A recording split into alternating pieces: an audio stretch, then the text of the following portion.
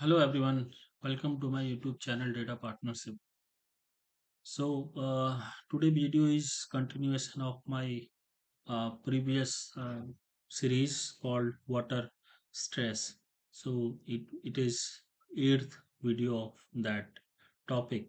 So basically what I'm trying to do is that I'm taking one block which is in Uttar Pradesh in India. Uh, so, mm, so whatever we will do related to water stress, we will take that block, or block is basically administrative boundary.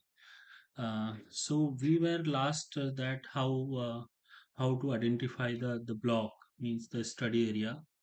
We did that basically.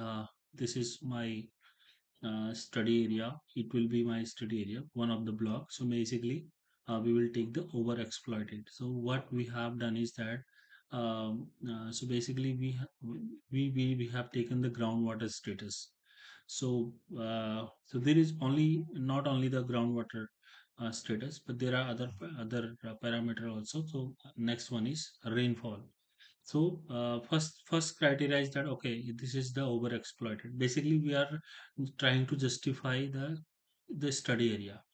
So this red one is basically the overexploited, and another one is this one. This blue one is the critical. So we'll take one of these two. So now next thing is that uh, how to do the rainfall analysis, so that we can understand groundwater is also declining due to because of over exploitation. And rainfall, if rainfall is also low, then then we can easily say that okay, groundwater is also low and rainfall is also low, so it means there are problem in that block. So that's why so what I have done is, so we are now doing the rainfall analysis for particular so block. I have already done that. I'm just planning to show you how I did, so that you can also get you can also do and you practice of this area. So what you have done is the most important thing, that we have these blocks, right, which I showed you. So these block we have to upload in the Google Earth engine. So well, we have to go to asset, then we have to go to new, and then we have click this, we save file. So we should upload this one. So I have already done that. I'm just showing you, otherwise it will take a lot of time. So you go to the select, and then you have to uh, select the save file of that particular area. So we have to not only save file, but we have to put those extension also, .shp and these 4 5, right? So here already mentioned that we have to whether you zip file, otherwise save dbf, prj, and shx or cpg also.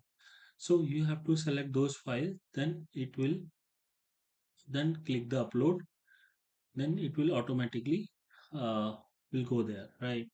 Or suppose I do here, then because I have already done, otherwise it will take a lot of time to upload. So means we have to go through this. So once we upload this, so we have already this Moradabad block, I have already uploaded here through the same process.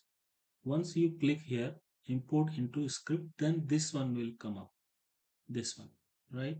Like this again, I can, yeah, you can see, right? So you can see this table came here. The same thing, what the change, I have this, I renamed this table name into the blocks, right? So okay, so this is what I have done.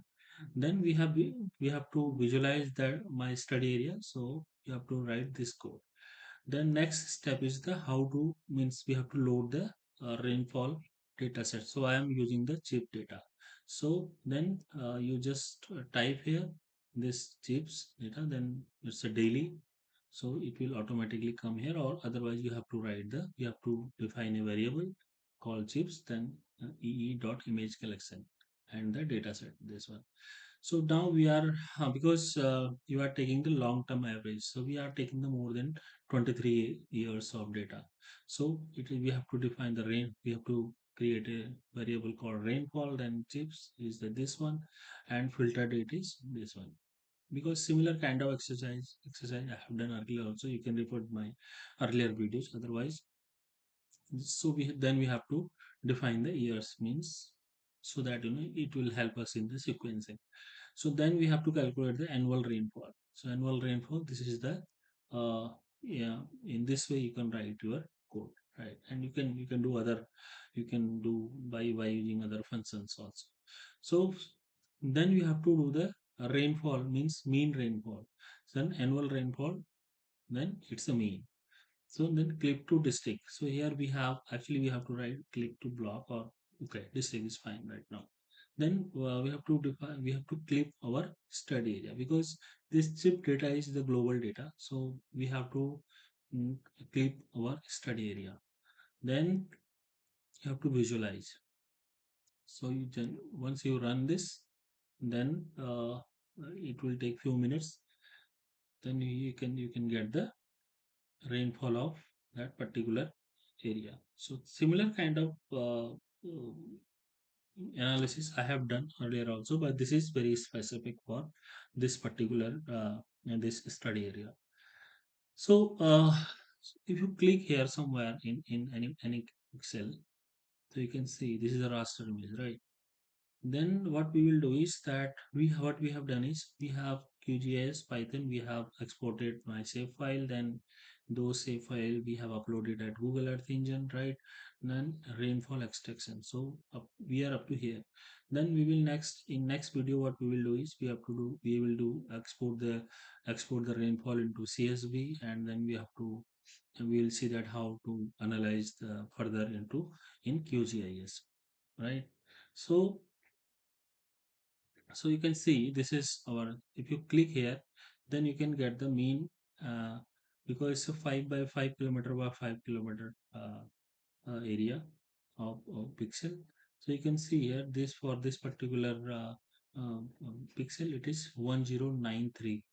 1093 mm is the rainfall, mean rainfall. All right.